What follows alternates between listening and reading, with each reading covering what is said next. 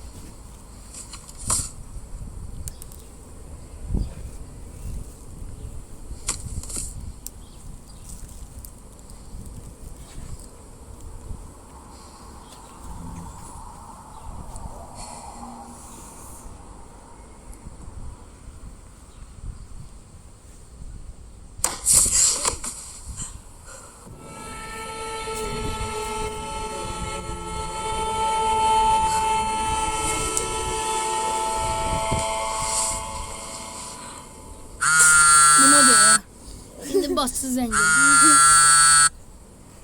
Bassız ne yapalım?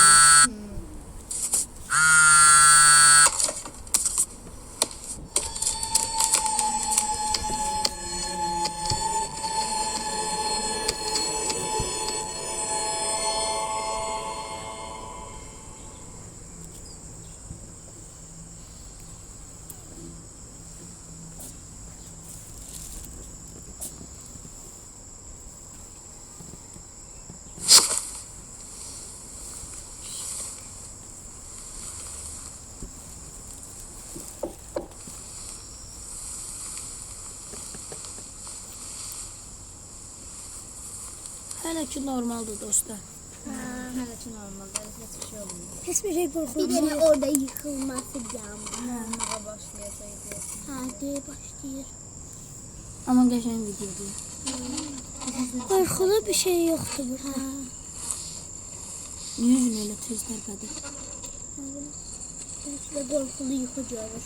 Ay yok. O tərpəndi. Şekil aslında ters oldu. İçinden çıxır. Çıkacak. Tanıdık.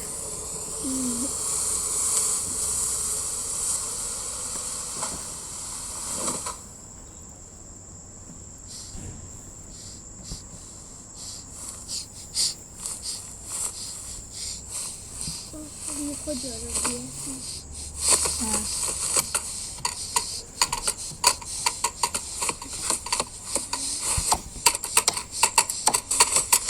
Ne oldu?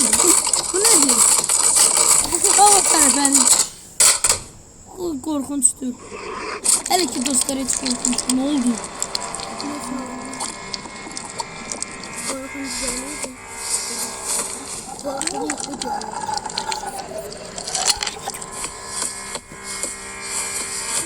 Ne diyor? Sonrakini göreceğiz.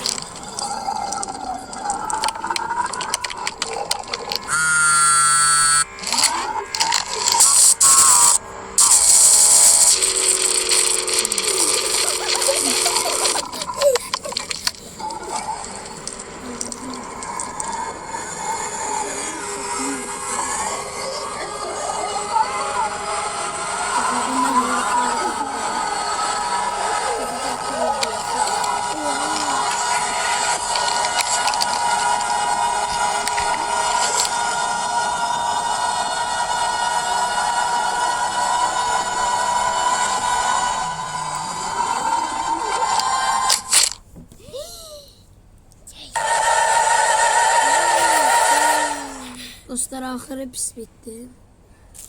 Yani siz de korkuluydu. Hayır. Bence ahırından başka heç kim korkunçdu. Məncə də axırından başqa heç bir Bizim olmadı. galip böyle olacaktı. Bizim bunun gülmemiz. Dostlar indidən yenə deyək, like atmağı və videoya abunə olmağı Unutmayın.